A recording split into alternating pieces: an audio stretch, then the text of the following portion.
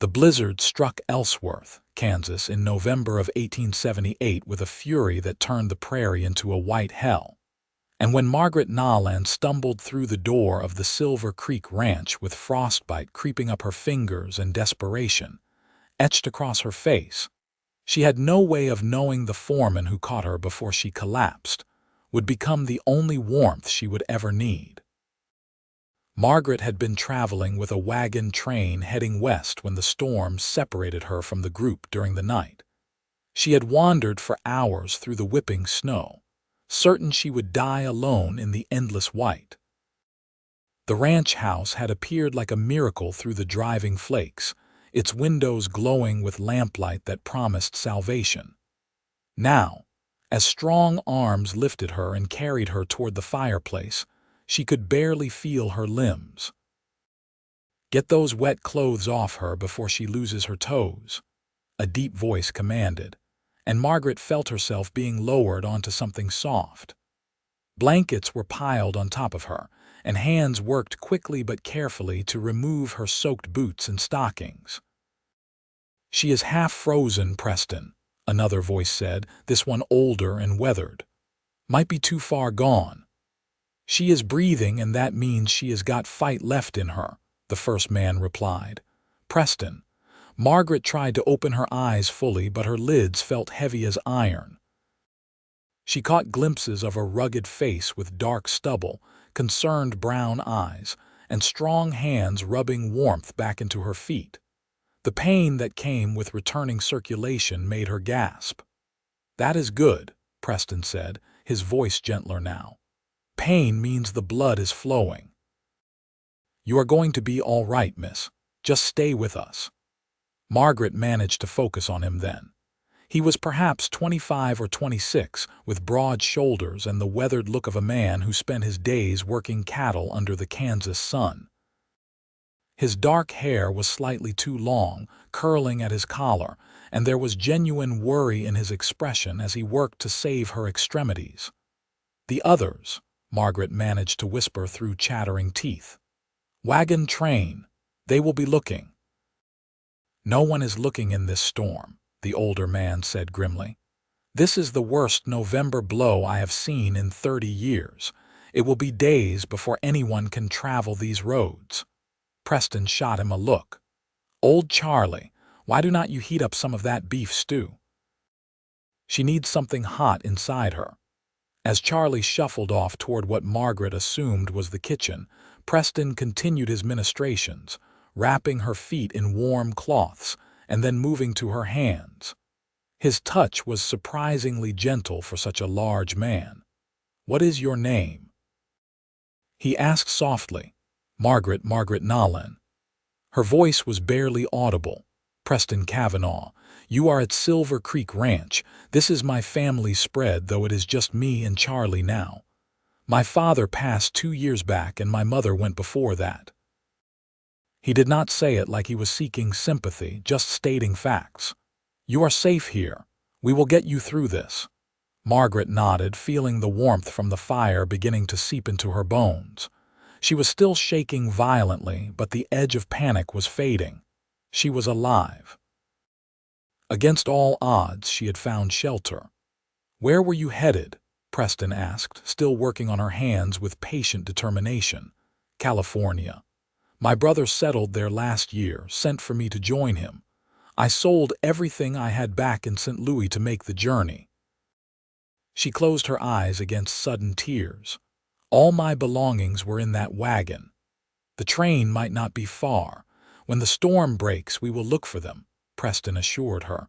"For now, you just need to rest and get warm." Charlie returned with a bowl of steaming stew and a thick slice of bread. Preston helped Margaret sit up enough to eat, holding the bowl steady while she managed shaking spoonfuls to her mouth.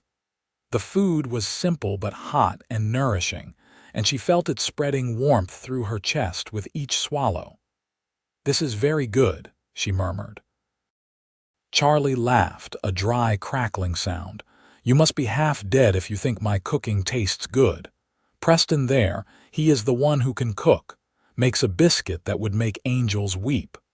Preston's ears reddened slightly. Charlie exaggerates. I just follow my mother's recipes. Can you teach me? The words were out of Margaret's mouth before she could think better of them. Both men looked at her in surprise. She felt heat rise to her cheeks that had nothing to do with the fire. I mean, I should earn my keep if I am going to be here while the storm passes. I can cook and clean. I'm not afraid of hard work. You are a guest, not a hired hand, Preston said firmly. You need to recover first. Those fingers are still too pale for my liking. But Margaret shook her head with as much vigor as she could muster. I will not be charity. If I am eating your food and using your firewood, I should contribute something. Preston studied her for a long moment, something like respect flickering in his dark eyes. Stubborn are you, practical, Margaret corrected. And proud, maybe. My father raised me to believe in honest work for honest pay. Your father sounds like he was a good man, Preston said quietly. All right then. When you are back on your feet, you can help around the house if it makes you feel better. But right now, you need to sleep. Charlie, help me get her to the spare room. Margaret wanted to protest that she could walk, but when she tried to stand, her legs buckled immediately. Preston caught her with one arm around her waist, supporting most of her weight as they made their way down a short hallway. The spare room was small but clean, with a narrow bed covered in quilts and a window that rattled with wind. I will keep the fire stoked all night, Preston promised as he helped her into the bed and piled blankets on top of her. You just rest. If you need anything, you holler. I will hear you. Margaret nodded, already feeling sleep pulling at her. The last thing she saw before her eyes closed was Preston's concerned face silhouetted against the lamplight, and she thought hazily that she had never seen a more handsome man in all her 22 years.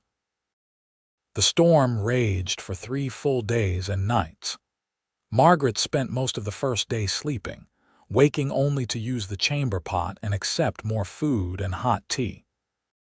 Preston checked on her every few hours, his relief visible when he saw her color improving and the feeling returning fully to her extremities. By the second day, she was strong enough to sit up in bed, and by the third, she was determined to get up and move around despite Preston's protests. I have been lying about long enough, she insisted, wrapping a blanket around her shoulders over the flannel nightgown Preston had produced from somewhere.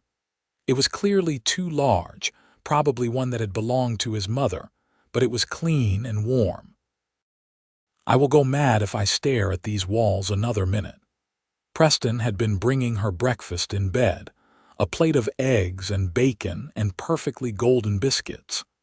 Now he set the tray on the bedside table and crossed his arms over his chest.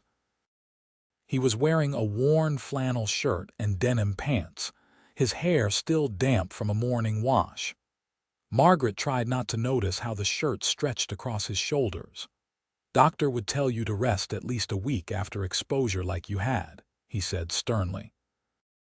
Good thing there is no doctor here then, Margaret shot back, but she was smiling. Over the past days, she had discovered that Preston had a dry sense of humor that matched her own. Their conversations, though brief during his check-ins, had been surprisingly easy. Preston sighed in defeat. You are as stubborn as a Missouri mule, you know that. I have been told worse. Margaret stood carefully, testing her legs. They held firm, though she still felt weak. See, I am perfectly fine. Fine is a stretch, Preston muttered, but he offered his arm for support. At least let me help you to the main room. I am not explaining to your brother how you cracked your skull open on my floor. Margaret took his arm, grateful for the support even though she would not admit it. His forearm was solid beneath her hand, all muscle from years of ranch work. They made their way slowly to the main room, where a fire crackled cheerfully in the stone fireplace, and windows revealed the continuing blizzard outside. It is still snowing, Margaret breathed, staring at the white wall of weather beyond the glass. Like I have never seen, Charlie said from his position in a rocking chair near the fire. He was whittling something, wood shavings collecting at his feet. Old-timers are going to talk about this storm for decades. Margaret felt a chill that had nothing to do with temperature. The wagon train. They cannot possibly survive out in that. They will have circled and hunkered down, Preston assured her, guiding her to the sofa. Wagon trains know how to weather storms. They will have supplies to last them. Margaret wanted to believe him, but doubt gnawed at her. She remembered the panic when she realized she had wandered away from the camp in the dark, how quickly the snow had disoriented her. What if others had become lost too? Preston seemed to read her thoughts. Worrying will not change anything. All we can do is wait for the storm to break and then search. Right now, you need to keep building your strength back up.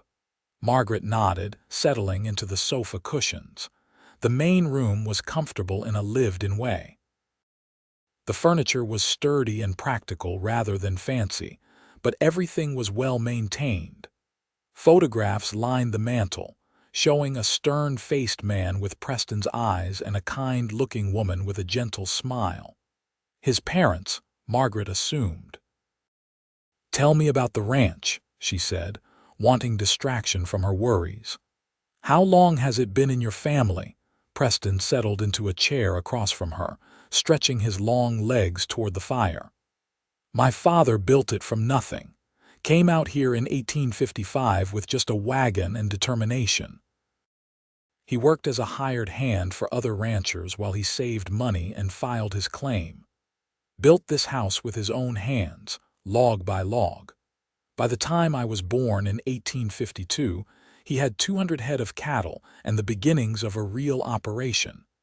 "You must have been proud of him," Margaret said softly. "I was. He was hard but fair, taught me everything about running cattle and managing land." Preston's expression grew distant. "When he died, it was sudden. Heart gave out while he was mending fence. I found him at sunset, just sitting there against a post like he had decided to rest." He cleared his throat. "The ranch is mine now, all 4,000 acres of it. We run about 800 head, though the herd is down in the south pasture right now where there is better winter grazing." 4,000 acres, Margaret repeated, trying to imagine that much land. "That is enormous." "It is a lot of work for 2 men, Charlie interjected. "I keep telling this stubborn fool he needs to hire on more help, but he insists on doing everything himself. Hiring costs money, and money has been tight since the market dropped last year," Preston said defensively. "Besides, we manage fine." "You manage by working yourself to the bone," Charlie grumbled. "The boy barely sleeps during calving season." Margaret could see the affection beneath the old man's complaints. "How long have you worked here, Charlie?" "Since the beginning. I rode with Preston's father during the war, and when he headed west after, I came along. Never had family of my own, so the Kavanaughs became mine." Charlie's gnarled hands never stopped whittling. "Watched this one grow from a squalling baby to the man he is now." "Which means he thinks he has earned the right to criticize my every decision," Preston said, but he was smiling. Margaret felt a pang of longing watching their easy rapport. She had left behind everything familiar in St. Louis. Her father had died 3 years ago, her mother 5 years before that, and her brother Thomas was all the family she had left. The journey to California had been a leap of faith, selling their family home and business to start fresh where Thomas had found success in the gold fields. Now that entire plan felt uncertain. Preston must have noticed her expression shift because he leaned forward, elbows on his knees. "We will find your wagon train, Margaret. I promise you that. And if we do not, if they moved on thinking I was dead." The possibility had been haunting her since she woke up. "Then we will figure something out," Preston said firmly. "You are not stuck here and you are not without options. Ellsworth is only 8 miles south. When the weather clears, We can get you to town and you can send a telegram to your brother. If you need money for travel, I can loan you some." "I could not possibly accept that," Margaret protested. "Why not? You said you believe in honest work for honest pay. You could work off the debt." Preston's expression was entirely serious. "We could use someone to manage the house properly. Charlie and I have been living like bachelors for 2 years now, and the place shows it. My mother always kept everything running smoothly, but neither of us has her touch." Charlie snorted. "That is the truth. I have been wearing socks with more holes than thread for 6 months. Margaret found herself laughing despite everything.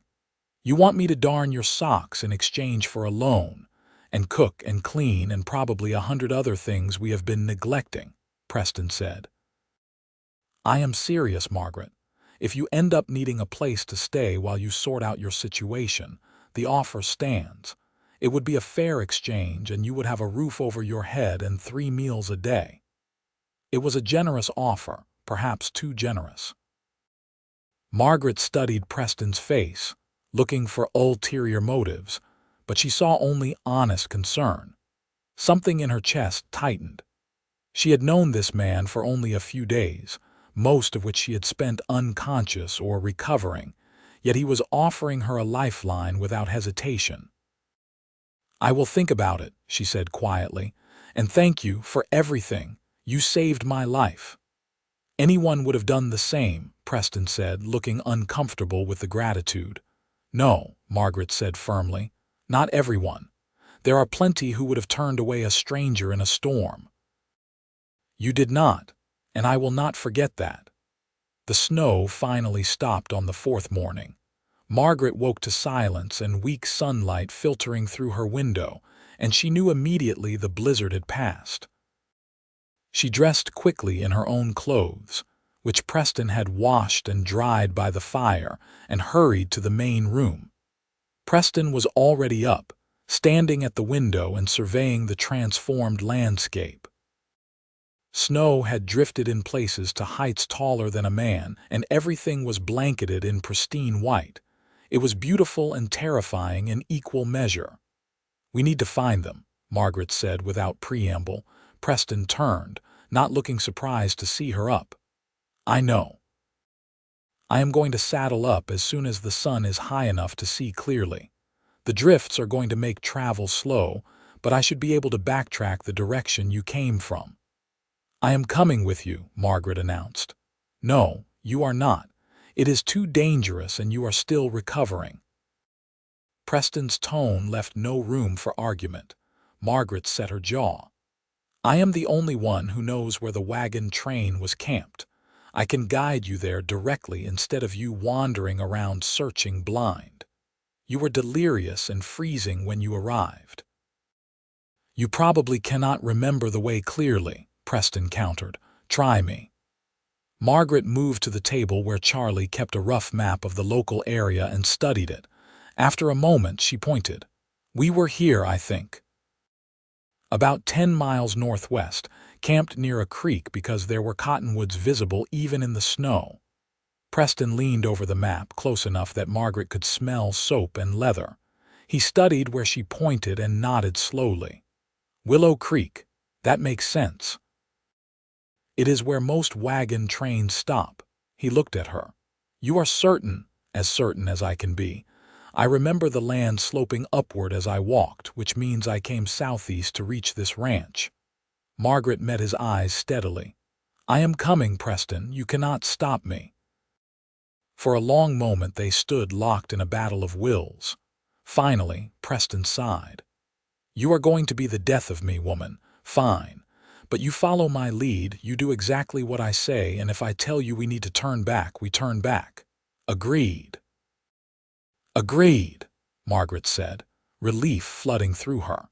An hour later, they were both bundled in heavy coats and mounted on 2 of the ranch horses.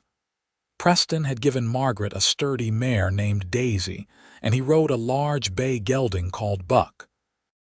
They had saddlebags packed with supplies including rope, blankets, and food in case they found survivors in need. Charlie stood on the porch watching them go. "You two be careful. That snow is hiding all kinds of dangers. We will be back before dark," Preston promised. The journey was even more difficult than Margaret had anticipated. The horses struggled through drifts, sometimes sinking to their chests, and they had to pick their way carefully to avoid hidden obstacles. Preston rode slightly ahead, testing the path, and Margaret followed in the trail he broke. The cold was intense but different from the night of the storm. The air was still and clear, and the sun reflecting off the snow was almost blinding. Margaret pulled her scarf up over her nose to protect her face and kept her eyes focused on Preston's broad back ahead of her. They rode in silence for the most part, both concentrating on the treacherous path. Margaret used the time to observe Preston. He sat his horse like he was born to it, moving with the animal's gait naturally. Everything about him spoke of competence and capability. She wondered what it would be like to stay at the ranch, to see him every day, to learn the rhythms of this life he led. The thought surprised her. She had spent so long focused on reaching California and joining Thomas that she had not considered other possibilities. But there was something about this harsh, beautiful land and the man who worked it that called to something deep inside her. After 2 hours of slow travel, they crested a rise and Margaret's heart sank. Below them, half buried in snow, was the wagon train, or what remained of it. The wagons had been circled as Preston predicted, but several had collapsed under the weight of snow. There were no signs of life, no smoke from fires, no movement. "Oh God," Margaret whispered. Preston's expression was grim. "Stay here, let me check first." "No," Margaret urged Daisy forward. "I need to see." They approached the camp together, and as they got closer, Margaret spotted the first body, a man frozen where he had fallen near one of the collapsed wagons, then another, and another. The silence was absolute and terrible. Preston dismounted and helped Margaret down. They moved through the camp, and the full horror of the situation revealed itself. The storm had been too sudden, too fierce. The wagon train had not been prepared for a blizzard of that magnitude. People had frozen in their sleep, huddled in wagons that provided no protection against the cold. Others had apparently tried to keep fires going and had succumbed to the elements while gathering firewood. Margaret counted 14 bodies total. Men, women, and children, all dead. Tears streamed down her face as she recognized people she had traveled with, shared meals with, laughed with during the journey from Missouri. "There is nothing we could have done," Preston said quietly, his hand on her shoulder. "They were gone before the storm even ended." "I should have been with them," Margaret said, her voice breaking. "I should have died here too." "No." Preston turned her to face him, his hands on her shoulders. "You survived for a reason, Margaret. Do not waste that by wishing you had died." Margaret looked up at him through her tears and saw genuine emotion in his face. Not pity, but something deeper. Understanding, perhaps. He had lost people too. He knew what it meant to be the one left behind. "What do we do now?" she asked. "We cannot bury them in this frozen ground." "We will ride to Ellsworth, report what happened, and the town will send people to deal with the bodies properly once things thaw." Preston's jaw was tight. "We should check for any documents, anything that can help identify them so their families can be notified." It was grim work, but they did it together. Margaret found her own trunk in one of the wagons, miraculously intact, and retrieved it along with letters and personal effects from the other victims. By the time they finished, the sun was past its zenith and starting its descent toward the horizon. "We need to head back," Preston said. "I do not want to be caught out here after dark." Margaret nodded numbly. She felt hollowed out, exhausted in body and spirit. Preston secured her trunk to his saddle and helped her mount Daisy, his hands lingering at her waist for just a moment longer than necessary. The ride back to the ranch passed in a blur. Margaret was vaguely aware of Preston keeping his horse close to hers, his eyes constantly checking on her. When they finally reached Silver Creek, full darkness had fallen and Charlie was pacing the porch anxiously. "Thank the Lord," the old man breathed when he saw them. "I was about to saddle up and come looking." "They are all dead," Preston said flatly as he dismounted. "The whole train." Charlie's face crumpled. "Ah, hell, all of them. Every last soul except Margaret." Preston moved to help her down from Daisy, and Margaret's legs gave out the moment her feet touched ground. He caught her easily, lifting her in his arms. "I have got you. You are all right now." Margaret did not have the strength to protest. She let Preston carry her inside and set her gently on the sofa. Charlie brought whiskey, and they both urged her to drink despite her weak protests. The liquor burned going down but brought warmth and a welcome numbness.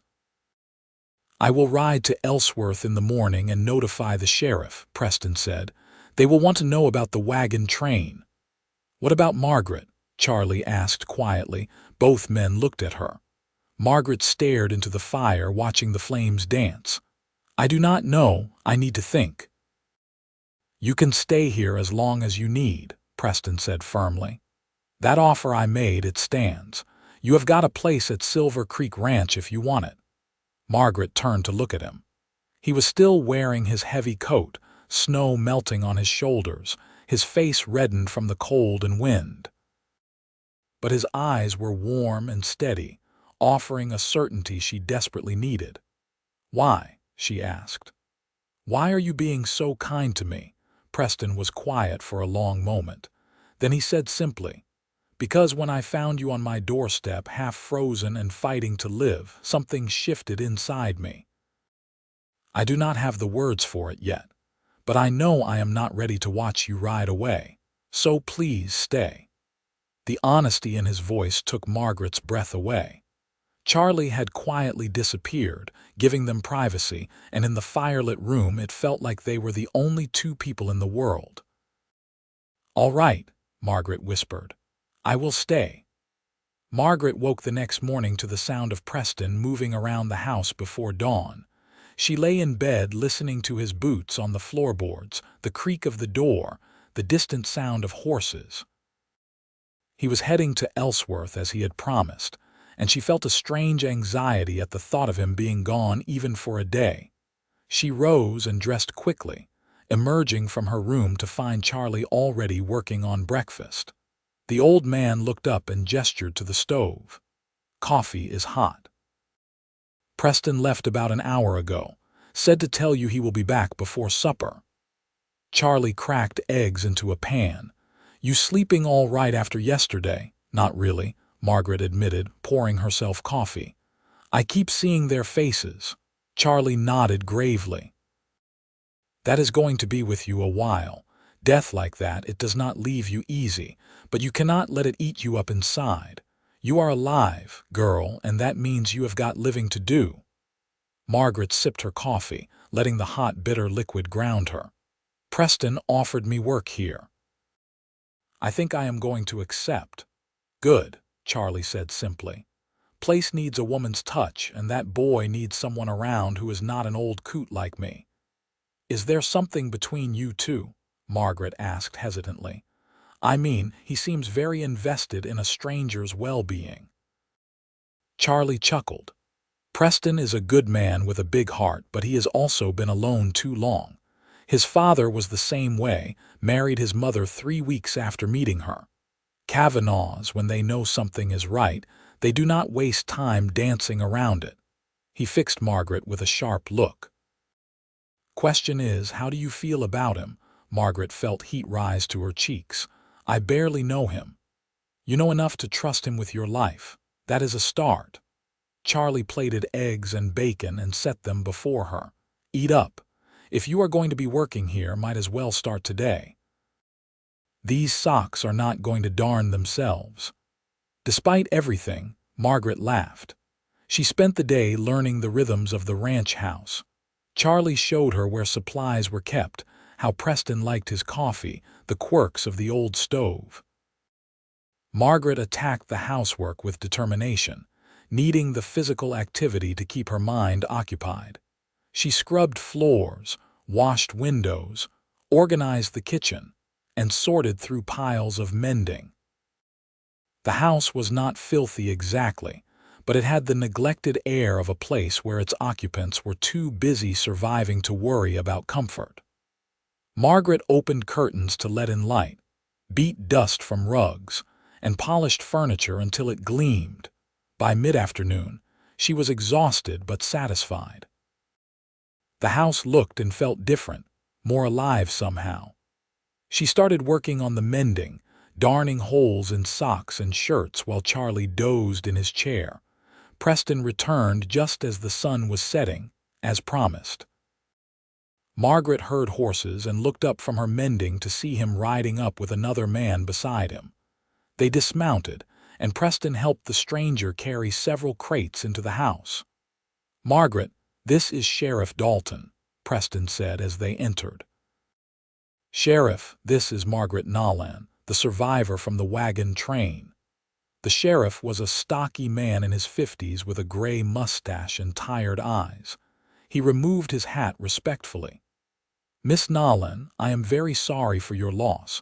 Preston told me what you both found yesterday. It is a terrible tragedy." "Thank you, Sheriff," Margaret said quietly. "I brought these for you." The sheriff gestured to the crates.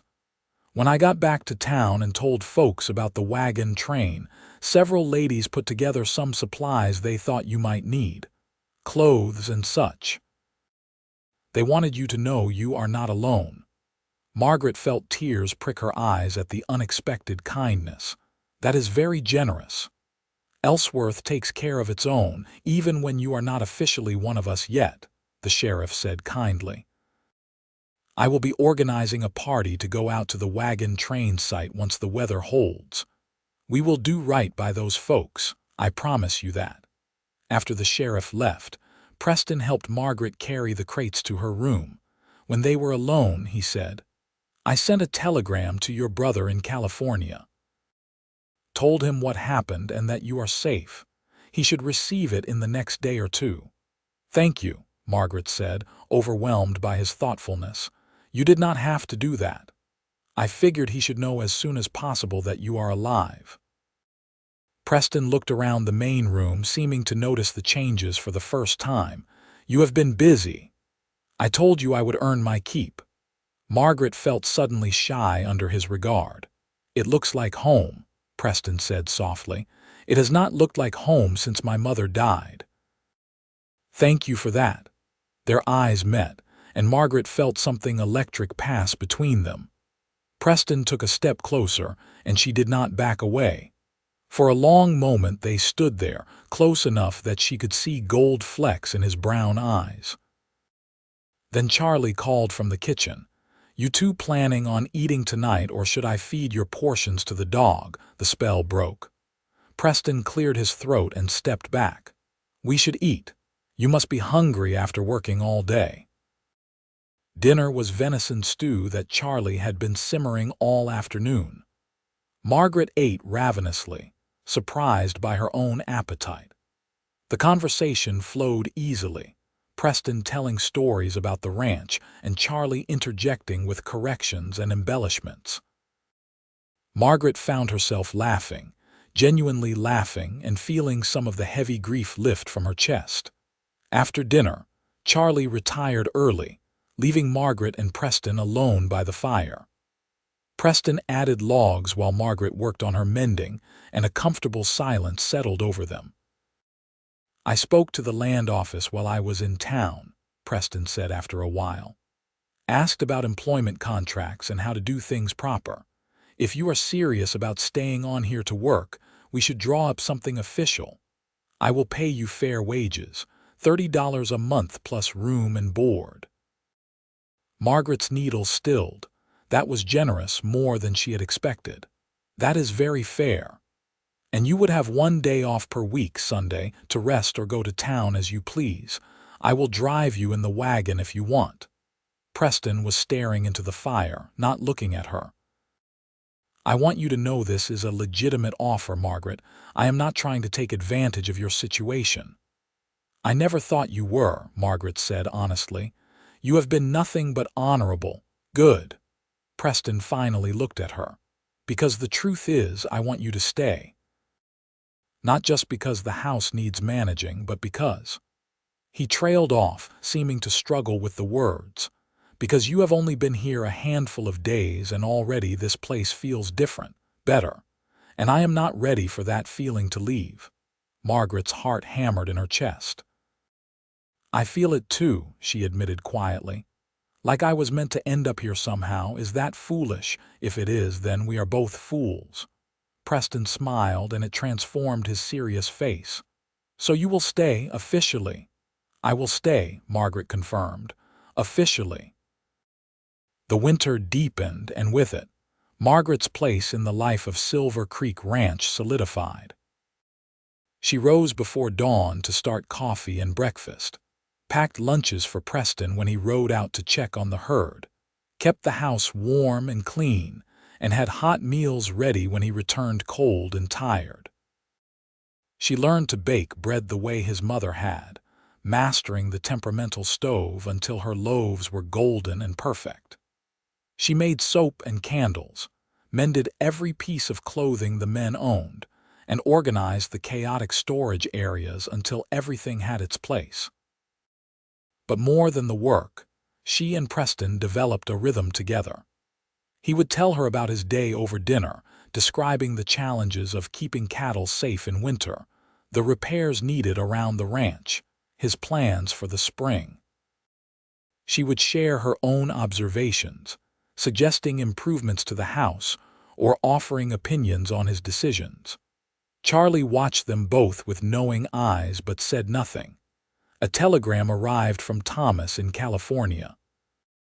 He was relieved she was alive and sent money for her passage west, but Margaret found herself hesitant. She wrote back, saying she was staying in Kansas for a while, that she had found good work and was not ready to leave. She did not mention Preston specifically, but somehow she thought Thomas would read between the lines. Christmas came and went quietly.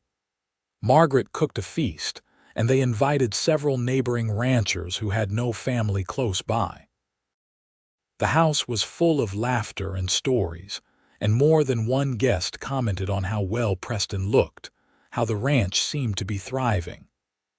Margaret caught Preston watching her across the room several times, and each time their eyes met, something warm and expectant passed between them. The coldest part of winter hit in January. For 2 weeks, the temperature never rose above 0, and everything froze solid. Preston and Charlie worked constantly to keep water sources from freezing over completely and to ensure the cattle could access food. Margaret kept a fire going day and night, had hot coffee always ready, and worried every time Preston went out into the brutal cold. One particularly bad night, Preston came in late covered in ice. He had been out since before dawn, and it was past midnight. Margaret had waited up despite Charlie telling her to go to bed. "You are frozen solid," she said, helping him out of his stiff coat. His face was pale beneath the stubble, his lips almost blue. "Sit by the fire. I will heat water for a bath." "You should be asleep," Preston protested, but his voice was weak. "And let you freeze to death in your own house? I think not." Margaret busied herself heating water and preparing the metal tub they kept near the stove. When it was ready, she helped Preston to his feet. "Can you undress yourself or do you need help?" "I can manage," Preston said, but she saw his hands shaking as he fumbled with buttons. Margaret made a decision. "Stop being stubborn. You are too cold for modesty." She efficiently unbuttoned his shirt and helped him out of it, then moved to his belt. Preston caught her hands. "Margaret," he said hoarsely. She looked up and found his eyes locked on her face with an intensity that made her breath catch. "You are freezing," she said softly. "Let me help you." Something shifted in his expression. He released her hands and let her continue. She kept her eyes averted as much as possible, trying to give him some dignity, but she could not help noticing the hard planes of his chest and shoulders, the scars that marked his body from years of hard work. Once he was in the tub, she brought more hot water and poured it carefully over his shoulders. Preston closed his eyes, shuddering as warmth began to seep back into him. "Lost a calf tonight," he said after a while. "Froze before I could get to it. Mother was bawling something terrible. I hate this part of winter." "I am sorry," Margaret said, understanding his pain. She had learned over these months how much the animals meant to him, how personally he took every loss. "Makes me wonder sometimes why I do this," Preston continued. "Fight nature and the elements and the market, pour everything into this land. My father loved it, but I wonder if I am just being stubborn, holding on to something because I am afraid to let go." Margaret paused in her ministrations. "Do you want to let go?" Preston opened his eyes and looked at her. "No, I love this ranch, this life, but it is lonely. Pa had my mother beside him through everything. She made it all worthwhile, gave him reason beyond just survival." His voice dropped. "I did not understand that until recently." Margaret's heart was pounding so hard she was sure he could hear it. "Until what recently?" "Until a half-frozen woman stumbled into my life and made me realize what I have been missing." Preston reached out and caught her hand where it rested on the edge of the tub. "Margaret, these past months with you here, they have been the best I can remember in years. You have brought life back to this house to me. And I know we have not known each other long, and I know I am just a rancher with calloused hands and no poetry in my soul, but I need you to know something." "What?" Margaret whispered. "I am falling in love with you, probably already have fallen, truth be told, and I do not want you to feel obligated to respond or to stay if you do not feel the same, but I could not keep it inside anymore." Preston's grip on her hand tightened. "You have warmed more than this house, Margaret.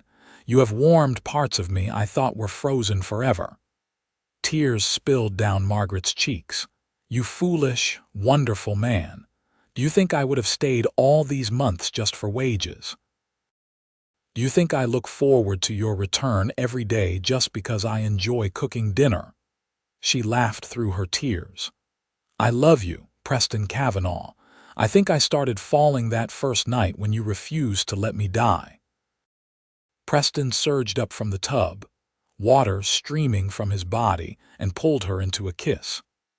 Margaret did not care that he was soaking her dress, did not care about anything except the feel of his lips on hers, his arms around her, the overwhelming rightness of being held by him. When they finally broke apart, both breathless, Preston cupped her face in his hands. "Marry me. I know it is fast, but I am sure." "Are you sure?" "I am sure," Margaret said without hesitation. "Yes, I will marry you." Preston kissed her again, and this time it was slow and deep and full of promise. When they separated, he was grinning. "We are making a mess of the floor." Margaret looked down and laughed. A puddle had formed around them. "I do not care. Kiss me again." He obliged, and they stayed there, holding each other, until the water in the tub had gone cold and Charlie called groggily from his room, asking what all the commotion was about. They were married 3 weeks later in Ellsworth's small church. Margaret wore a simple blue dress that the local seamstress had helped her make, and Preston wore his best suit. Charlie stood as witness alongside Sheriff Dalton and his wife. Half the town turned out, curious about the woman who had captured their most eligible bachelor's heart. The ceremony was brief but meaningful. When the preacher pronounced them husband and wife, Preston kissed Margaret so thoroughly that several women in the congregation fanned themselves. Charlie clapped Preston on the back afterward, his eyes suspiciously bright. "Your pa would have been proud," the old man said. "You found yourself a good one."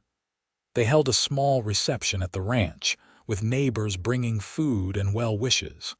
Margaret danced with Preston in the main room to fiddle music, and everything felt perfect and right.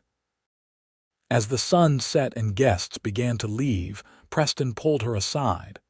"I have something to show you," he said, leading her outside. Behind the barn, obscured by snow, was a foundation marked with stakes. Margaret looked at it in confusion. "What is this?" "Site for a new house," Preston explained. "The main house is fine for now, but I thought, maybe in a year or two we could build something bigger.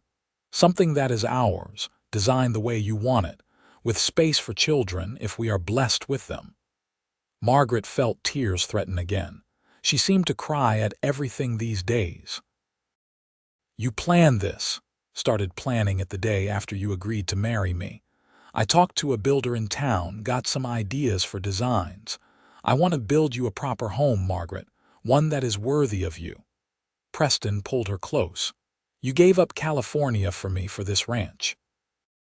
I want to give you something in return." "You have already given me everything," Margaret said, kissing him. "But yes, let's build a house. Let's build a life together." That night, in the privacy of their room, Preston made love to his wife with a tenderness and passion that left them both shaken. Margaret had been nervous, not knowing what to expect, but Preston was patient and careful, making sure she was comfortable every step of the way. Afterward, lying in his arms listening to his heartbeat, Margaret felt a contentment she had never known existed. "I thought I was going to die that night in the storm," she whispered into the darkness. "I had given up, decided to just lie down in the snow and let it take me. But something made me keep walking, kept pushing me forward." "I am glad you did not give up," Preston said, his fingers tracing patterns on her arm. "I cannot imagine my life without you now." "Do you believe in fate?" Margaret asked. Preston was quiet for a moment. "I did not used to. But then a blizzard delivered you to my doorstep, and now I think maybe some things are meant to be." Winter slowly released its grip on Kansas. The snows melted, revealing brown grass and muddy earth. Preston threw himself into spring work with renewed energy, and Margaret was amazed at the change in him. He smiled more, laughed easier, and seemed to carry the weight of the ranch lighter now that he was not alone. Margaret discovered she was pregnant in April. She had suspected for a few weeks, but waited to be sure before telling Preston. She chose a moment after dinner when they were alone, Charlie having gone to the bunkhouse for the night. "I have news," she said, unable to keep the smile from her face. Preston looked up from the accounts he was reviewing. "Good news, I hope, the best. We are going to have a baby, sometime in November the way I figure." For a moment Preston just stared at her, then he was across the room, lifting her and spinning her around, laughing. "A baby, really?" "We are going to be parents, really," Margaret confirmed, laughing with him. "Are you happy?" "Happy does not begin to cover it." Preston set her down carefully, suddenly concerned. "Should I not have spun you? Is that bad for the baby?" "I am pregnant, not made of glass," Margaret said, amused. "But maybe no more spinning." Preston placed his hand on her still flat stomach with an expression of wonder. "A baby, our baby." He looked at her with so much love it took her breath away. "Thank you. Thank me in November when I am enormous and uncomfortable," Margaret teased. "I will thank you every day for the rest of our lives," Preston said seriously. He pulled her close and held her, and Margaret felt tears slip down her cheeks again. The months that followed were busy and happy. Preston hired 2 ranch hands to help with the summer work, young men who were competent and hardworking. Margaret suspected he had done it to lighten his own load so he could spend more time at the house, watching over her as her pregnancy progressed. By August, Margaret's condition was obvious. She had to let out all her dresses and waddle more than walk. Preston was ridiculously protective, insisting she sit down constantly and not lift anything heavier than a fork. Charlie found it all hilarious and made no effort to hide his amusement at Preston's hovering. "Boy is going to drive you mad by the time this baby comes," Charlie predicted. "He already is," Margaret said fondly, "but I love him for it." The new house foundation had been expanded and work had begun on the frame. Preston spent every spare moment working on it, determined to have it enclosed before winter.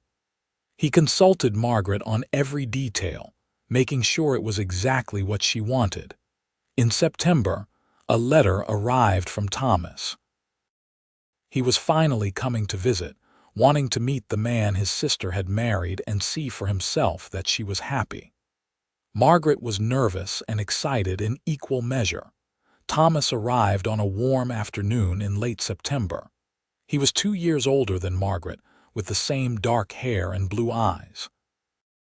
He embraced his sister carefully, mindful of her swollen belly, and then turned to assess Preston with a critical eye. "So you are the cowboy who stole my sister," Thomas said.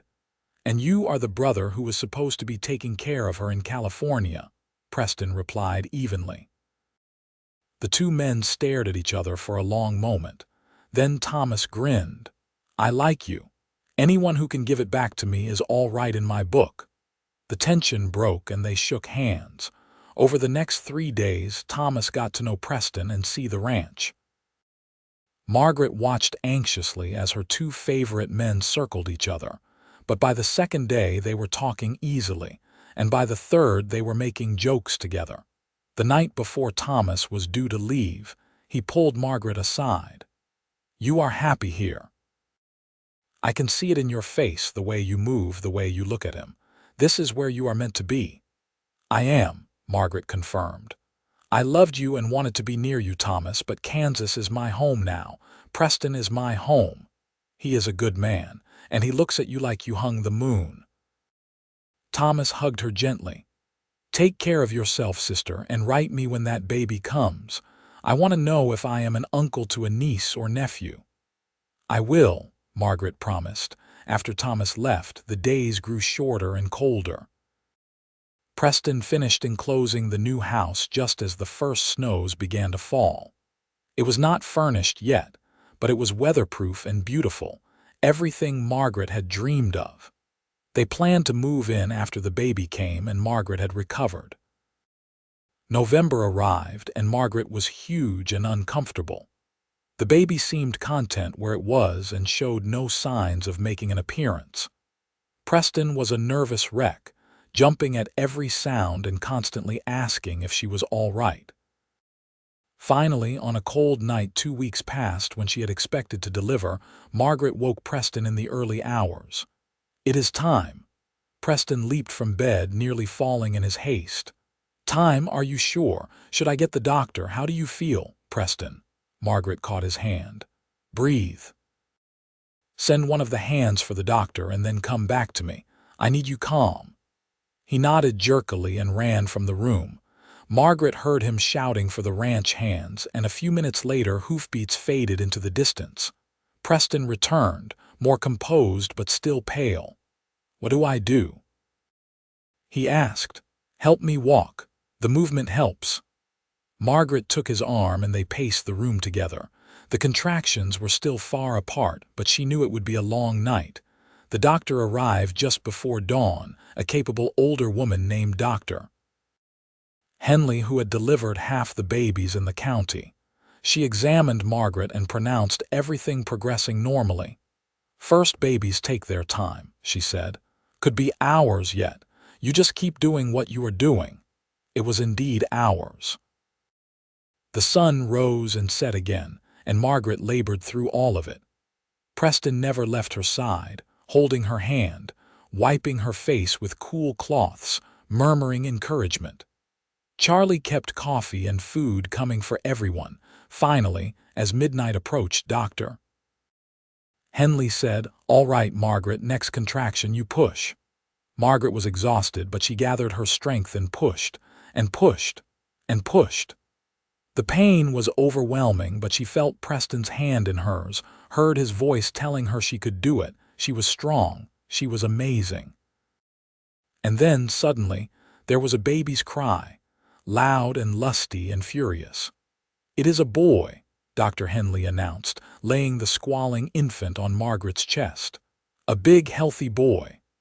Margaret looked down at her son, her and Preston's son, and felt her heart expand in ways she had not known possible. He had a shock of dark hair, and his eyes, though unfocused, seemed to already have Preston's seriousness. "A boy," Preston breathed, his voice choked with emotion. "We have a son." Tears streamed down his face as he looked at Margaret. "You are incredible. You are the strongest, most amazing woman I have ever known." "We made him," Margaret said, touching the baby's tiny hand. His fingers wrapped around hers instinctively. "Look what we made." They named him James, after Preston's father, with the middle name Thomas for Margaret's brother. Little James proved to have healthy lungs and used them frequently, especially at night. Margaret was exhausted those first weeks, but Preston helped as much as he could, walking the floors with his son, changing diapers, bringing James to Margaret for feedings. Charlie was completely smitten with the baby, and could often be found just watching James sleep with a soppy expression on his weathered face.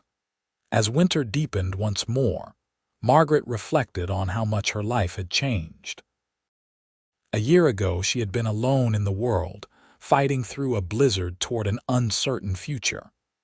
Now she had a husband she loved desperately, a beautiful son, and a home that was truly hers. One particularly cold evening, Margaret was cooking dinner while Preston sat at the table with James sleeping against his chest.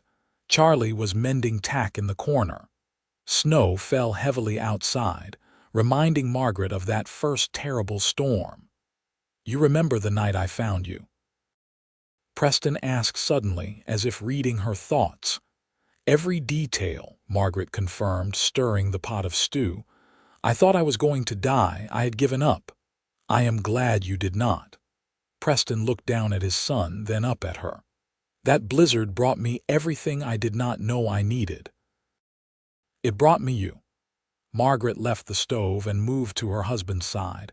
She kissed him softly, careful not to disturb the baby. "You saved me that night, Preston, in every way a person can be saved." "No," Preston said, catching her hand. "We saved each other. I was just existing before you came. Going through the motions of life but not really living. You changed that. You brought warmth and light and love into this house, into me." She also brought actual food that tastes like food instead of Charlie's attempts at cooking. Charlie interjected, making them both laugh. As the laughter faded, Margaret looked around the room, at Preston holding their son with such tenderness, at Charlie pretending not to watch them with grandfatherly pride, at the house that had become their home through her efforts, at the life they had built together from the ashes of tragedy. "I love you," she said to Preston. Simple words, but they held everything. "I love you too," Preston replied. "More than I can ever find words for." The years that followed were good ones. They moved into the new house the following spring, and Margaret delighted in having a home designed to her specifications. A year after James was born, she gave birth to twins, a girl they named Sarah, and another boy they named William. Preston took the chaos of 3 children in stride, proving to be a patient and loving father. The ranch prospered under Preston's careful management. He expanded the herd and purchased more land, becoming one of the most successful ranchers in the county. But he never lost sight of what mattered most. No matter how busy he was, he always made time for his family, for quiet moments with Margaret, for playing with his children. Charlie lived to see all 3 children grow past toddlerhood, before passing peacefully in his sleep one spring morning. They buried him on a hillside overlooking the ranch, and Preston carved a simple headstone that read, "Charles Henderson, friend and family." Margaret knew Charlie had died happy, surrounded by the family he had chosen. Margaret's brother Thomas visited regularly, usually bringing gifts for the children and tall tales of California. He never married, claiming he was too restless to settle down, but he doted on his nieces and nephew like they were his own. On their 10th wedding anniversary, Preston took Margaret back to the original ranch house, which they now used for storage and housing seasonal workers. They stood in the main room where they had fallen in love, and Preston pulled her close. "You have any regrets?" he asked. "About not going to California, not seeing what that life might have been?" Margaret looked up at the man who had saved her life and then filled it with more love than she had dreamed possible. "Not a single one. This is exactly where I am supposed to be."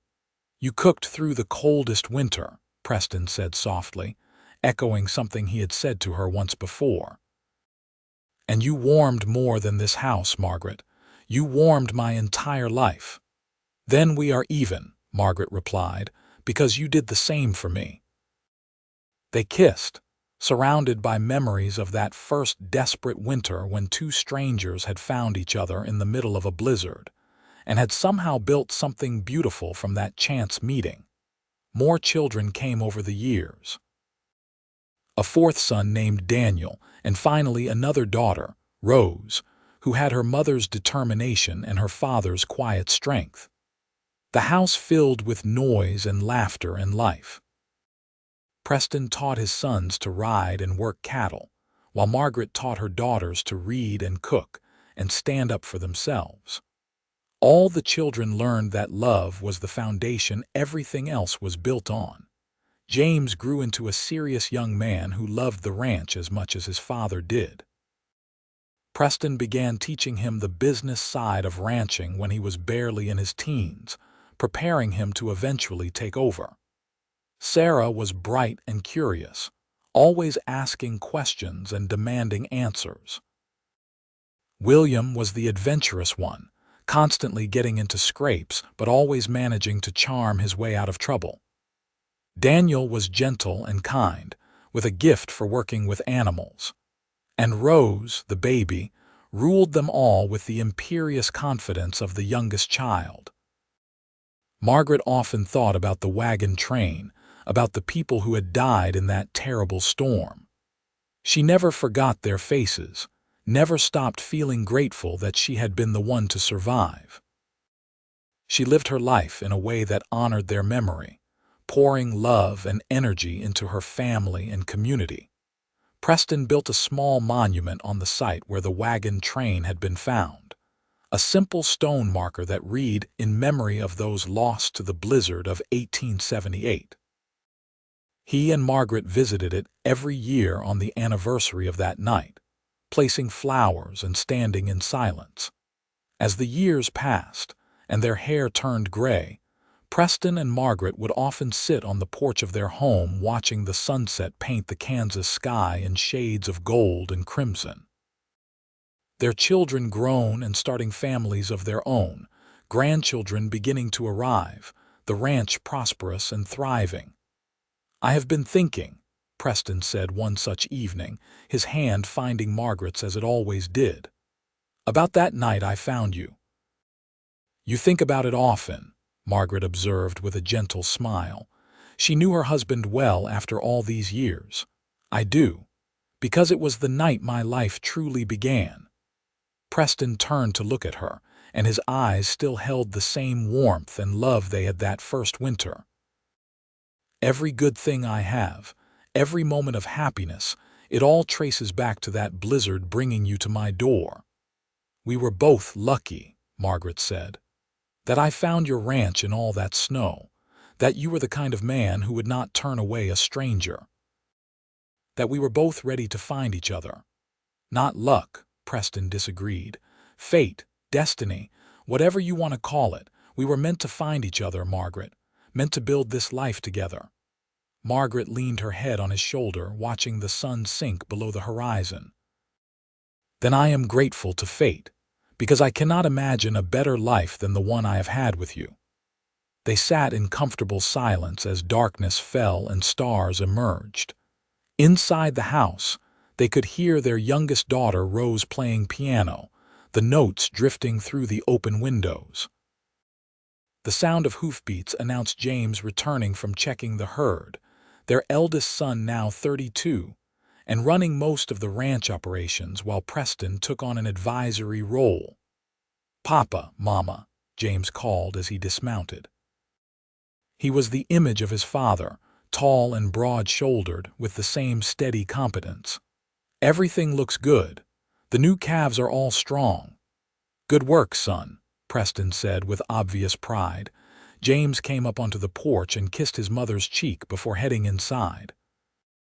Through the window, they watched him greet Rose and sit down to listen to her play. A moment later, Sarah appeared with her husband and their 2 young children, come for their weekly dinner. "Our family," Margaret said softly. "Look at what we built, Preston."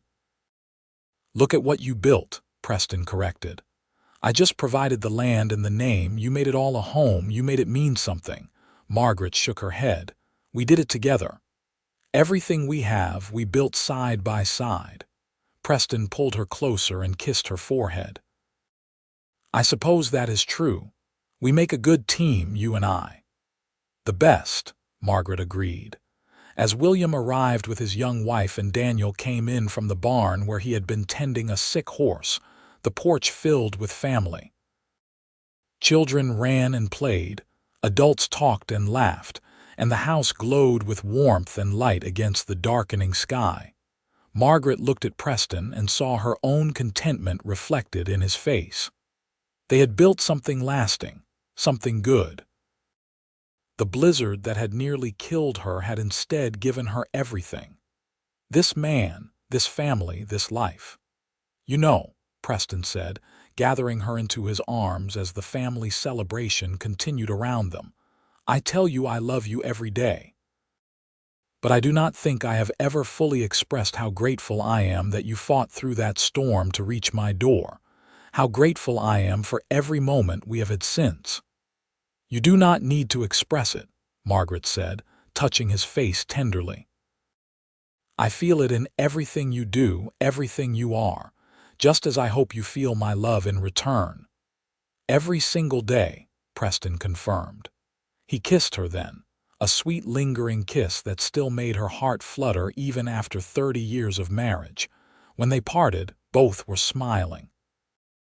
"You cooked through the coldest winter and warmed every corner of my heart. And I promise you, Margaret Kavanaugh, I will spend the rest of my life making sure you never regret stumbling through that blizzard to find me." "I could never regret it," Margaret assured him. "Finding you was the best thing that ever happened to me. This life we have built together is everything I could have dreamed of and more." As the evening wore on and dinner was served, the house filled with the sounds of family. Grandchildren shrieked with laughter as their uncles chased them. Daughters and daughters-in-law worked together in the kitchen Margaret had designed. And Preston sat at the head of the table he had built with his own hands, surveying his kingdom with quiet satisfaction. Margaret moved through it all, the heart of the home, the center around which everything revolved. She poured coffee and served pie, settled disputes between cousins, and accepted hugs and kisses from children and grandchildren who adored her. This was her legacy. Not the house or the ranch or the material success, but this family bound together by love. When everyone had finally gone home and the house was quiet again, Preston and Margaret prepared for bed. As they had every night for 3 decades, they moved together in the comfortable rhythm of long marriage. Preston banked the fire while Margaret tidied the kitchen. They met in their bedroom and helped each other undress, their movements easy and familiar. In bed, Margaret curled against Preston's side, her head on his chest, listening to the steady beat of his heart. His arm came around her automatically, holding her close. "Thank you," Preston whispered into the darkness. "For what?" Margaret asked. "For staying. For choosing me in this life. For giving me everything I never knew I needed." His voice was thick with emotion. "I love you, Margaret, more now than even that first winter when I knew you were the one." "I love you too," Margaret replied, "and I would choose you again and again in every lifetime." They fell asleep like that, wrapped in each other's arms, two people who had found each other in the most unlikely circumstances and had built a love that would endure forever. Outside, snow began to fall gently, blanketing the ranch in white, but inside, warmed by love and family and 30 years of memories, Preston and Margaret Kavanaugh rested peacefully, knowing they had found everything that mattered. The ranch would continue for generations. Their children and grandchildren and great-grandchildren would work the land and carry on the legacy Preston had inherited from his father. But more than that, they would carry on the legacy of love that had begun on that desperate winter night when a half-frozen woman had stumbled through a blizzard and into the arms of a lonely rancher who had been waiting for her without even knowing it.